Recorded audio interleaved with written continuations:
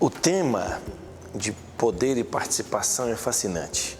Tem atraído muito as novas gerações da vida religiosa, porque é um desejo dos jovens de terem mais vez e voz, se manifestarem. E elas têm uma sensibilidade para perceber que as estruturas de poder na vida religiosa precisam ser modificadas, que a participação e o poder como capacidade de direcionar as iniciativas pessoais e coletivas precisam estar mais articuladas. Então esse tema, ele é forte por causa disso, porque ele sinaliza que nós temos muitas mudanças a fazer e também aponta espaços de exercício da fraternidade, da dimensão de ser irmão e irmã que está no núcleo da nossa opção. Eu queria lembrar aqueles cinco dicas que eu dei, porque eu acho que são importantes para nós. São, primeiro, o gesto de romper com palavras e ações, e aí as ações são mais importantes do que as palavras. O respeito com a transgressão, ou a transgressão com respeito. A terceira dimensão, que é estar muito sintonizado com Jesus, porque estar nesse momento de mudança, abrir caminhos novos, transgredir, exige uma força interior muito grande. Depois, a paciência e a perseverança, porque esse caminho é um caminho longo, às vezes penoso, mas também é um caminho belo. Então, o tema poder e participação vai continuar permeando as nossas relações, a nossa paixão. Agora, eu também creio que nós não podemos ficar dentro das congregações gastando energia demais com isso. Nós temos que facilitar os processos, agilizar os processos nossos, com uma gestão moderna, eficaz, mas também fraterna e fundamentada no Evangelho, e olharmos para fora e rompermos as nossas janelas.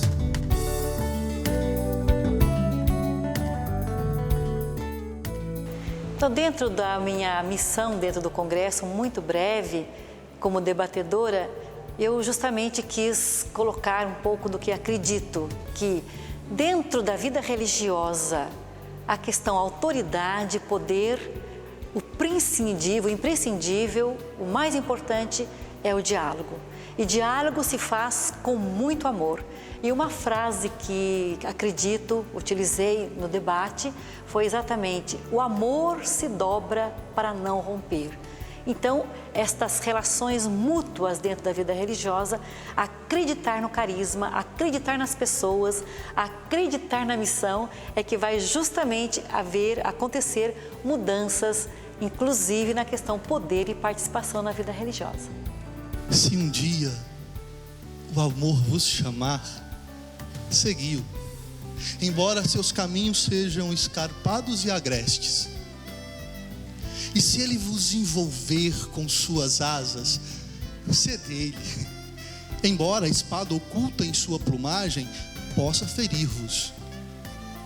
E se ele vos falar, acreditai nele, embora o som de sua voz possa despedaçar os vossos sonhos, assim como o vento impetuoso devasta o jardim. Pois da mesma forma que o amor vos coroa, assim também ele vos crucifica.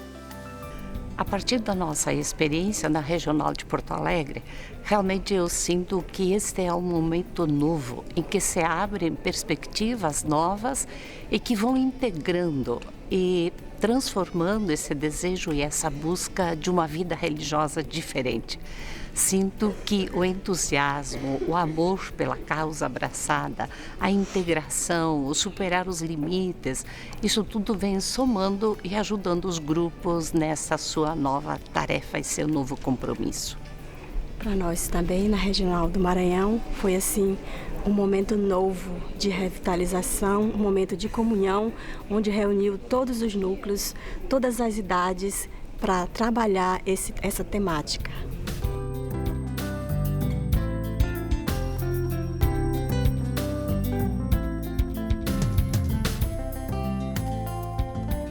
Bom, o painel que nós apresentamos no Congresso Novas Gerações foi nos pedido uma reflexão sobre os desafios da economia e da partilha na vida religiosa consagrada.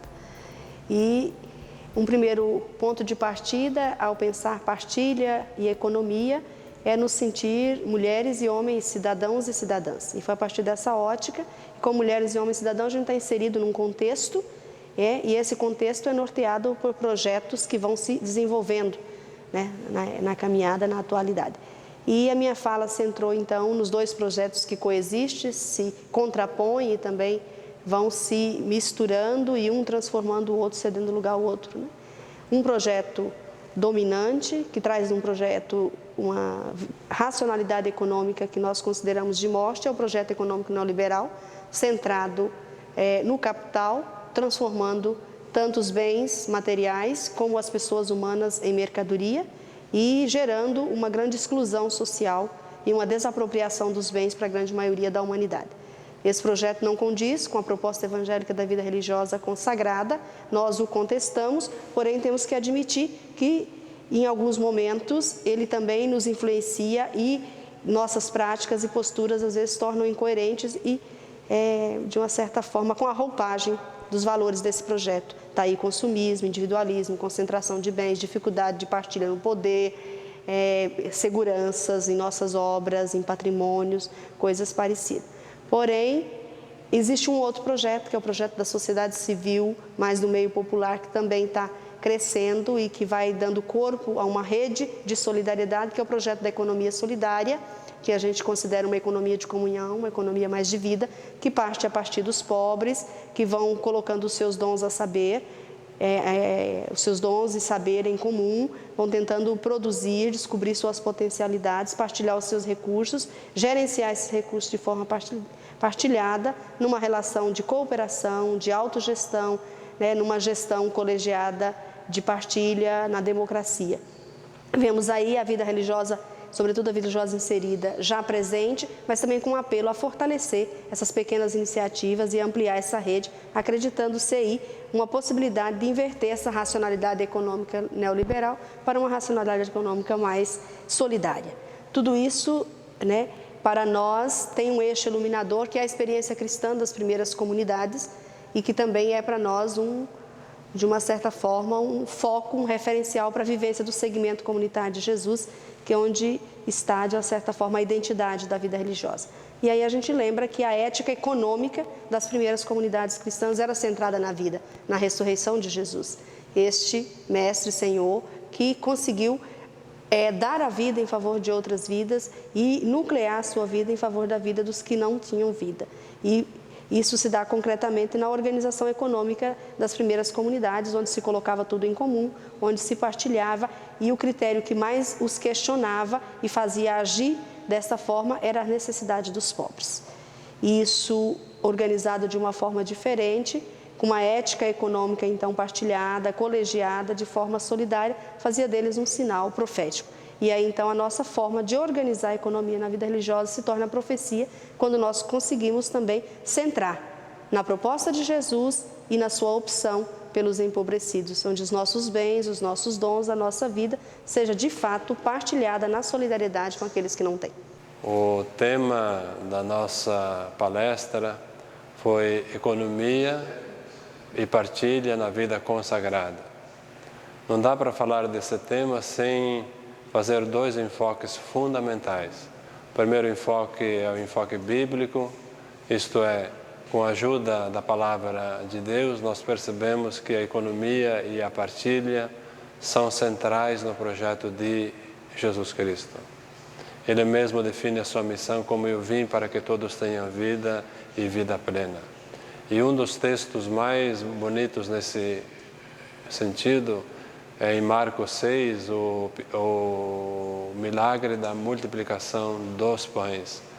Jesus, diante do povo faminto, ele se compadece e ele é capaz de tirar do meio do povo os 5 pães e os 2 peixinhos para multiplicá-los. Isso é um testemunho muito bonito de que nós também somos chamados a tirar do fundo do coração de cada pessoa, de cada ser humano, especialmente dos pobres, tirar tudo aquilo que eles podem ter e podem dar para que a gente construa esse mundo novo, mundo de justiça e de paz. Um outro enfoque é o enfoque da espiritualidade. Não é possível a gente tratar da economia e da partilha na vida consagrada sem percebermos que o que nós somos chamados a dar não é dar coisas, mas é dar de nós mesmos. Se há uma coisa que nós podemos dar, são os nossos dons, a nossa vida, fazer da nossa vida uma entrega total para que todos tenham vida.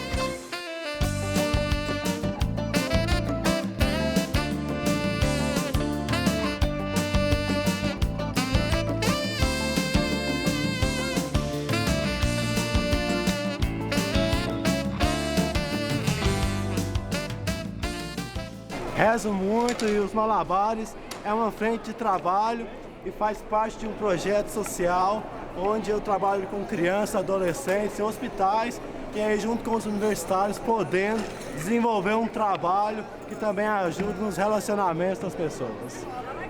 A pessoa está dialogando com as pessoas para seguir como irmãos na fraternidade, na unidade e amando uns aos outros para um mundo melhor.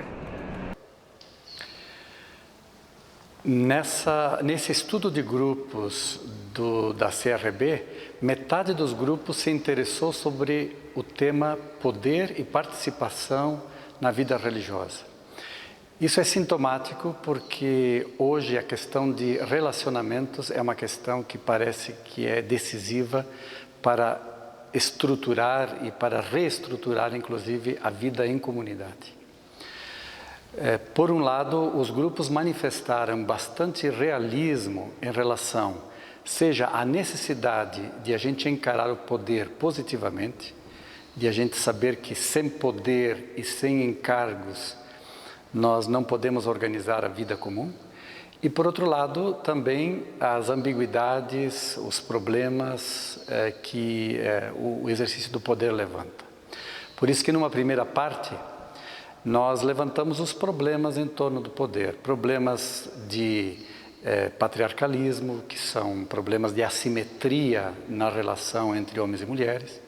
Segundo, problemas de ordem hierárquica. Nós temos uma experiência histórica muito forte de hierarquias de poder e a exigência de hoje a gente estar aberto para necessidades novas de relacionamento de poder.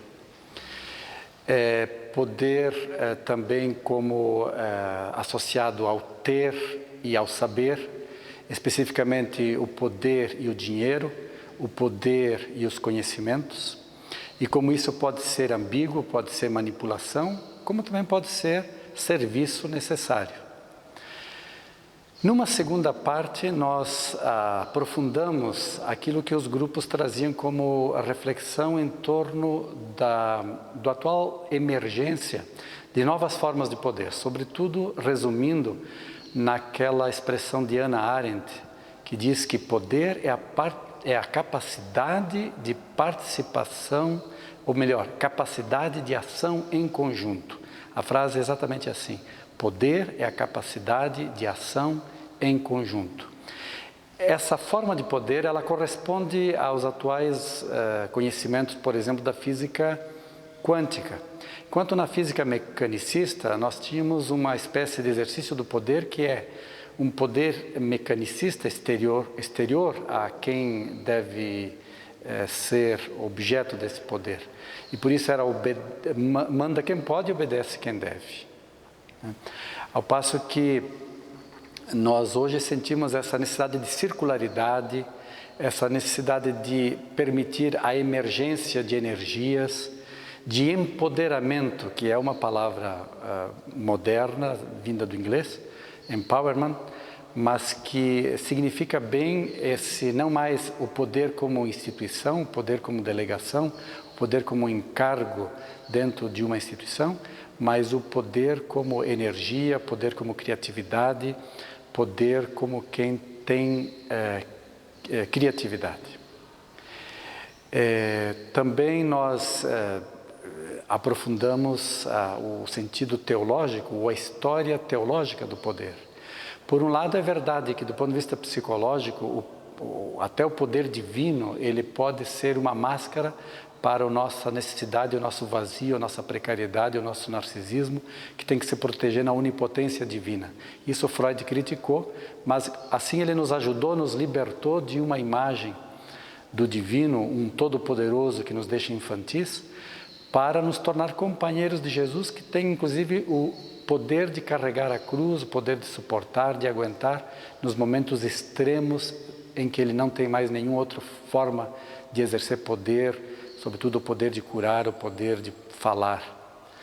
Por outro lado, o poder comunitário ele se estrutura pela palavra. E por isso também os grupos deram muita importância ao diálogo, à circularidade, ao exercício crítico em relação ao poder e a palavra como um lugar de exercício do verdadeiro poder. Enfim, os grupos eles estão muito inspirados para dar muitas dicas para quem precisa assumir cargos de poder. Às vezes também se assusta porque parece que hoje há menos pessoas dispostas a assumirem encargos, a assumirem poder. Num primeiro momento pode ser um sintoma de receio, de medo diante da crise do poder institucional, mas por outro lado também pode ser um refúgio no narcisismo, no cantinho próprio, no próprio narcisismo, que é uma outra tentação do nosso tempo. Mas de qualquer forma os grupos foram muito realistas. É preciso saber que se a gente não assume poderes, então a gente se fragmenta, a gente deixa emergir formas violentas de fundamentalismo, de autoafirmação, que em vez de serem construtivos, serão destrutivos. Daí que também, em última análise, é necessário uma espiritualidade que incorpore o poder e que o poder viva dentro da espiritualidade. Acho assim que ser religiosa, eu me propondo viver nessa busca do absoluto de Deus, eu acho que eu estou satisfazendo também a minha própria sede, sendo um testemunho para o mundo. Porque eu me sinto feliz como mulher, como humana e como gente. Não faz diferença. A diferença está exatamente em ser religiosa. Obrigado. Não deixa de ser mulher.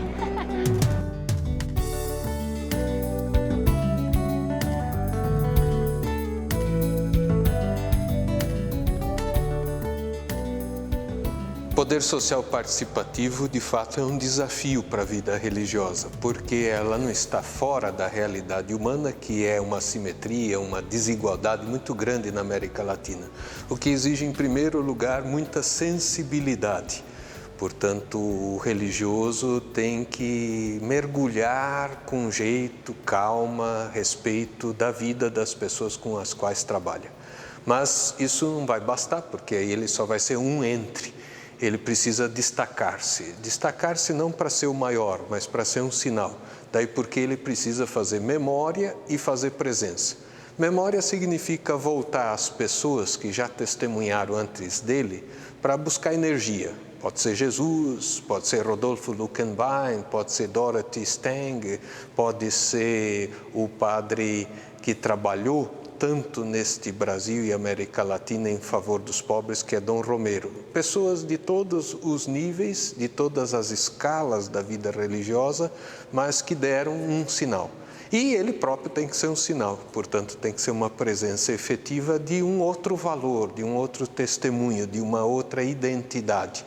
Como que no meio dos outros, mas com uma camiseta diferente, no meio dos outros, mas com uma pergunta diferente, no meio dos outros com uma realidade diferente, da sua fé, do seu seguimento de Jesus, da sua compreensão do que é um valor, um sinal, uma espécie de pedra de toque. E em terceiro lugar, a questão do poder vai remeter sempre para um sonho. E aí tem que haver um cuidado. Porque muitas vezes o religioso, ao mergulhar num bairro, numa associação de moradores, na organização de uma escola, sempre acha que ele tem a solução. Ou ele é tentado pelo bem. Parece meio estranho dizer isso, mas é verdade. Não há só, como diz Hannah Arendt, a banalidade do mal, que são os funcionários que fazem porque alguém mandou. Isso é medíocre, não precisamos disso na vida religiosa. Mas pode haver também o contrário, gente que gosta, quer tanto fazer o bem que faz o mal, porque é a tentação do bem, porque ele força os outros a entrar na sua utopia. Então é preciso aqui uma sensibilidade, como nos mostrou a irmã Ivete de Jesus, para você não apoderar-se dos outros, não impor-se aos outros, mas você buscar uma utopia que seja discutida, dialogada, talvez até tensionadamente dialogada, ou seja, tem que haver uma espécie de conflito seu com as outras pessoas, das outras pessoas com você, para a gente chegar num consenso. Isso não é nada fácil, mas é isso que pode prometer um caminho novo para as realidades humanas, para as sociedades humanas, para as comunidades. Que você não seja o dono da verdade, que você seja um servidor de algo novo. Isto a vida religiosa pode fazer, ainda tem lugar para fazer, mas precisa de profissionais, de pessoas bem capazes para fazer. Esperemos que essa juventude possa ser este novo sujeito que vai realizar esta nova tarefa sem querer ser o novo lugar ou a nova realidade. Querer ser uma espécie de sementinha, de aperitivo. Quem sabe Deus nos vai dar o presente depois. Para mim foi um coroar dessa caminhada e, de fato, foi um momento onde que estão abrindo novos horizontes, novos questionamentos e buscas de perspectivas, onde que nós estamos cada vez mais descobrindo quem somos numa realidade nova, num jeito novo de ser religioso. Então, é essa busca, esse caminhar junto, sem diferenças de idades, mas no mesmo rumo de horizontes e numa mesma perspectiva de vida. Nós concluímos um passo e temos outros passos a dar. O segundo momento, eu acho que corresponde também a essa mensagem, é de estudar bastante. E o terceiro é de internalizar tudo isso, né? Não transformarmos em mais alguns teóricos, que nós temos bastante já na vida religiosa, mas transformarmos a nossa vida, trazermos o tema para a vida da gente, sermos mais humanos, humanizadores, capazes de reconhecer as qualidades e os defeitos, mas de potencializar a pessoa, potencializar os jovens, os adultos, né, e os anciãos dentro do contexto da vida religiosa. Ser feliz em todas as gerações possíveis de uma nova vida religiosa possível, para um outro mundo possível. Olha, o que eu acho que é o primeiro congresso que eu sou convidada, porque eu vivo à margem da igreja, à margem da CRB, à margem da CLAR. Eu vivo em outros mundos, embora acompanho, sei o que é CRB, o que é CRB Nacional. Eu gostei muito dos jovens se posicionarem. Achei que é um avanço enorme. O que falta é eles terem coragem de eles serem o que eles são, que eles estão esperando ganhar isso de presente da Madre Superiora ou da formadora. E eles não precisam disso para ser o que eles são. Para mim, a mística é o discernimento do caminho de Jesus a cada momento da sua vida. E saber qual é o lugar que você precisa estar e qual é o lugar que você é chamada. No meu caso, são os excluídos. E a minha mística é a da regra de São Bento, que é ora e labora, e carregar, não ficar reclusa dentro do convento, mas ter o convento dentro de si. Que hoje existe de A a Z congregações, vidas consagradas de várias formas. Eu acho que a pessoa primeiro ela tem que saber se ela está madura para entrar na vida religiosa. Se ela se sente madura, ela em qualquer vida religiosa ela se realiza. Porque numa vida religiosa não é para nos humilhar, é para nos possibilitar viver. Então é só esse encontro carisma que bate com o coração dele. Olha, na verdade, eu me sinto muito feliz. São 40 anos de vida religiosa e tive muitos impasses na minha vida, muitas dificuldades, momentos de caminhos muito estreitos, mas tudo que eu fiz e tive que fazer, eu fiz com muito gosto e muito apaixonada pelo submundo. O submundo, para mim, é um mundo que me cativa.